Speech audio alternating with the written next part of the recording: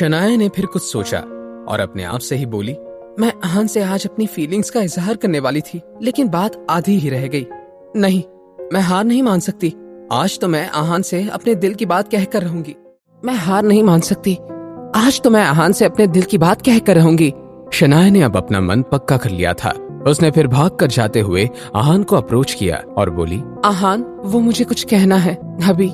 I'll miss you। Shanaya ने अपनी feelings की बात को टालकर ये बात बोली। शनाया की बात सुनकर आहान को बहुत अच्छा लगा। उसने मुस्कुराते हुए शनाया की बात का जवाब दिया, I'll miss you too। अपना ख्याल रखिएगा। उसने इतना कहा और रॉकी के साथ बाहर चला गया। दोनों जल्दी से स्टेशन पहुंचे और टिकट लेकर ट्रेन में चले गए। आहान खिड़की की तरफ और रॉकी उसके साथ वाली सीट पर बैठ गया। जब ट्रेन एक स्टेशन पर आ रुकी, उनके कंपार्टमेंट्स में एक अधेड़ उम्र का आदमी आकर बैठा, जिसने काले रंग का सूट पहना था। कुछ ही देर बाद एक खूबसूरत लड़की जो ऊपर से नीचे तक एक ब्रांडेड कपड़ों में थी, उनके कंपार्टमेंट में आई। उस लड़की का नाम आलिया शर्मा था और उसने जैसे ही अपने टिकट पे सीट नंबर चेक किया, उसका मुंह बन गया। उसकी आंखों में घमंड साफ दिख रहा था। उसने सूट वाले आदमी को इग्नोर करते हुए आहान की तरफ देखा और बोली, Hey, you changed the seats with me। आहान ने उस लड़की की बात को अनसुना कर दिया और बाहर ही देखता रहा। ये देखकर वो लड़की चिढ़ गई। क्या आप में तमीज नाम की चीज नहीं है? क्या आपको ये पता नहीं कि लड़कियों के साथ जेंटलमैन की तरह कैसे बिहेव करते हैं?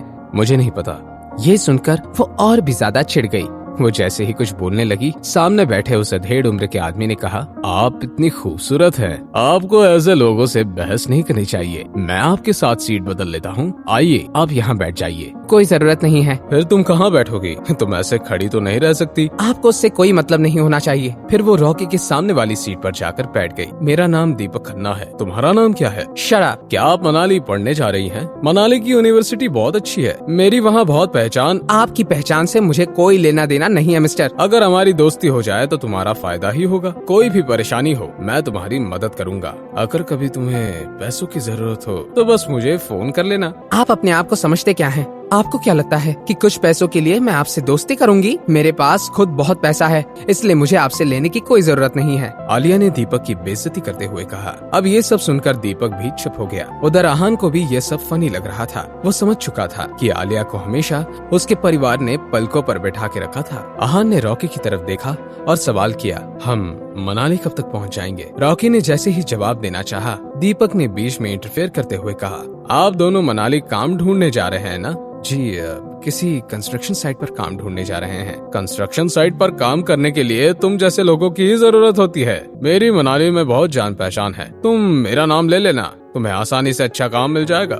जी शुक्रिया, पर अगर तुम मेरा नाम कुछ गलत करने के लिए इस्तेमाल कर रहे हो तो मैं तुम्हें माफ नहीं करूंगा। मेरी मनाली में बहुत पहचान है और बहुत नाम है। जी नहीं करूंगा। ट्रेन मनाली से एक स्टेशन पहले रुकी। इस स्टेशन पर बहुत लोग चढ़ गए थे। जिस कंपार्टमेंट में आहान, रॉकी, आलिया और दीपक बैठे थे, वो लोगों से भर गया था। इतने सारे लोगों के बीच पूरे कंपार्टमेंट में पसीने की बदबू आने लगी थी। अचानक से उस आदमी ने, जो कोई फैक्ट्री का मामूली वर्कर था, धक्का लगने की वजह से आलिया पर आ गिर गया। उस आदमी के पसीने की बदबू से आलिया परेशान हो गई और सीधा उठकर बाथरूम की तरफ भागने लगी। दूर हटो यहाँ से, कैसी गंदी बदबू है। उस आदमी ने अपनी भाषा में माफी मांगना शुरू किया, पर दीपक कुछ सुनने को तैयार ही नहीं था। वो बस लगातार उस आदमी को गाली दे रहा था। मुझे माफ कर दीजिए, मुझे यहाँ नहीं आना चाहिए था। मैं जा रहा हूँ। वो वर्कर अपने लिए जगह बनाने लगा और इतने में दीपक उठा और उसको लात मारी।